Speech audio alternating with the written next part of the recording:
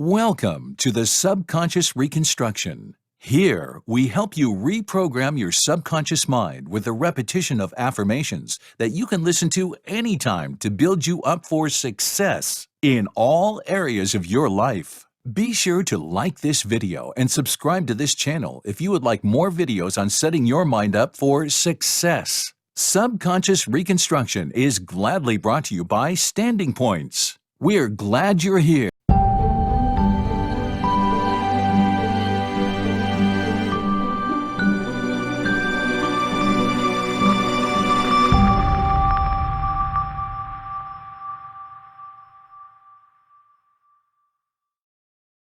There's a right and a left side. There's a front and a back, an up and a down, a hot and a cold, positive and negative, yin the yang. Well, you can think negative or you can think positive, but you can't think both at the same time. You're only going to think one way at one time. And we have to train our mind to think or look for the positive or the good in things. There's good in everything. There's no such thing as no good. Car broke down on the way over to the station. There's something good about it. There's something good about it. Now, you may have to look to find out what it is. Okay. But there's something good in everything. There has to be a positive and a negative for anything to exist. There's a law of gender that decrees that. Science understands it. It's taught in science. Okay. Well, once we understand that there's this law of opposites, there's negative thoughts or positive thoughts. As the thought energy flows into our mind, we decide what we're going to think. Person's out at work, they can decide to think I can't find a job, but they can decide to think I can. If they're thinking I'm going to find one, then they'll start attracting a train of thought to them, figuring out how to find it. You really have to understand how your conscious and your subconscious mind works in relation to your body or your physical world to understand attitude. Attitude should be taught as a subject in school ahead of reading, writing, arithmetic, or anything else. Because it's a person's attitude that's going to determine the marks they get. Okay, and maybe part of attitude or related to attitude is this business of self-image, which you talked about. Yeah, well that would, like we were talking about success principles, and I was saying you got to get the winning attitude, you've got to set a goal. Then you have to work on self-image. Now, when we think, we build images in our mind. Dr. Maxwell Maltz discovered the self-image concept as we know it today in 1960. He was a plastic surgeon. And he realized he was operating on people. He may removed a nasty scar from their face, and he noticed sometimes when he removed the scar or maybe did a nose job on them or something, there was a great psychological change took place in the person. Where they may have been introverted, they started to become very gregarious and outgoing. And he postulated that there must be two images that we have: an exterior image, and we also have an inner self-image. And he started to study this, and he wrote a magnificent book on it called Psycho-Cybernetics. And psycho-cybernetics, psycho being the mind, cybernetics being the science of control and communication. And he goes into this, and he explains how every one of us has an image in our mind of ourself, and it's called a self-image. Too many people don't know much about themselves, and so they don't have a very good image of themselves. And you'll often notice that people will shy away from you. They won't look you in the eye. They'll look down or look up. They'll never try to do anything of any great consequence because they don't think they can. They have a poor self-image.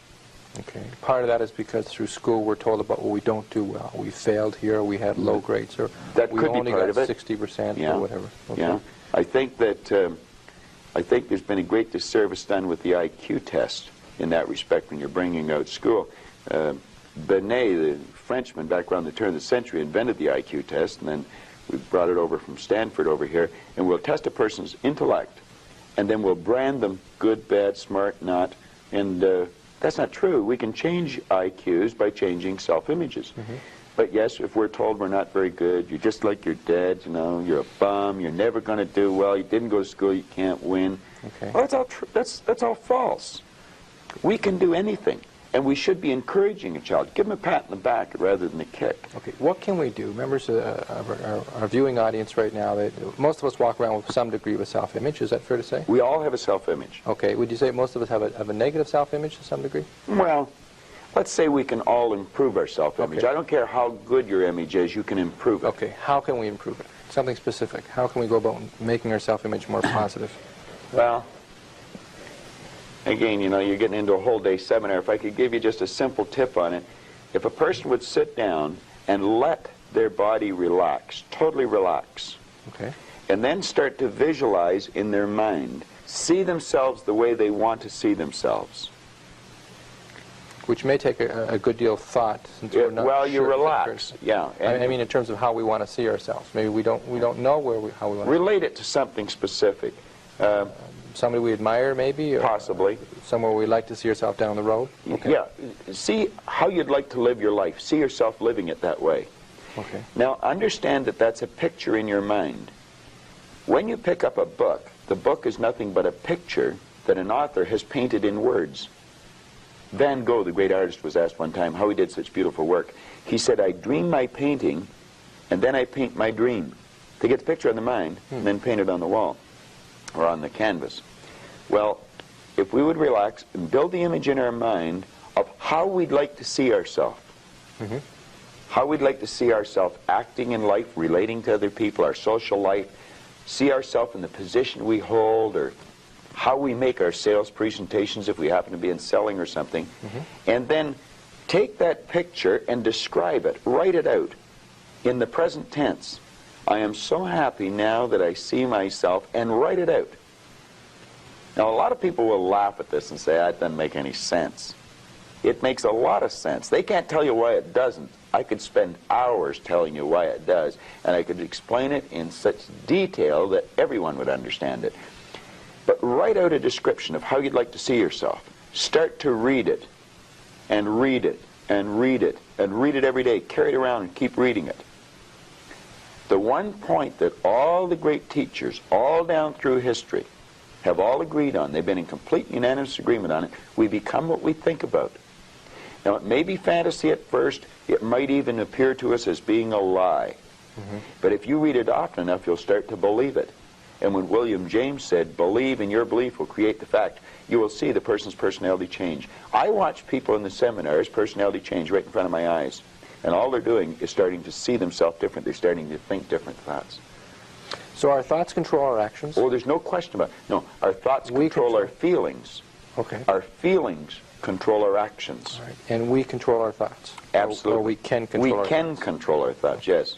Generally, though, one of our difficulties, one of our problems maybe, is that we tend to react to what other people tell us, and we consequently get the negative thoughts, and then that affects our feelings, and then that affects our behavior. That's right. That's exactly the way it is.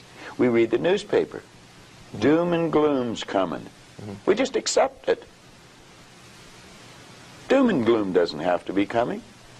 Do you know there's always been a depression for some people? I grew up with the idea that everybody went broke in the 30s. They didn't. Some made millions. I thought everybody went out of business. They didn't. Some people went into business. There's always a depression for some people, and there's always good times for others. Let's ask ourselves when we read something in the paper, do I want to get emotionally involved in that idea?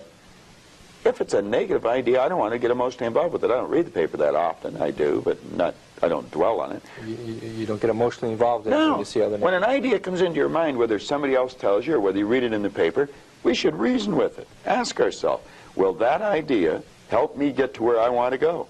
If it won't, reject the idea. Okay.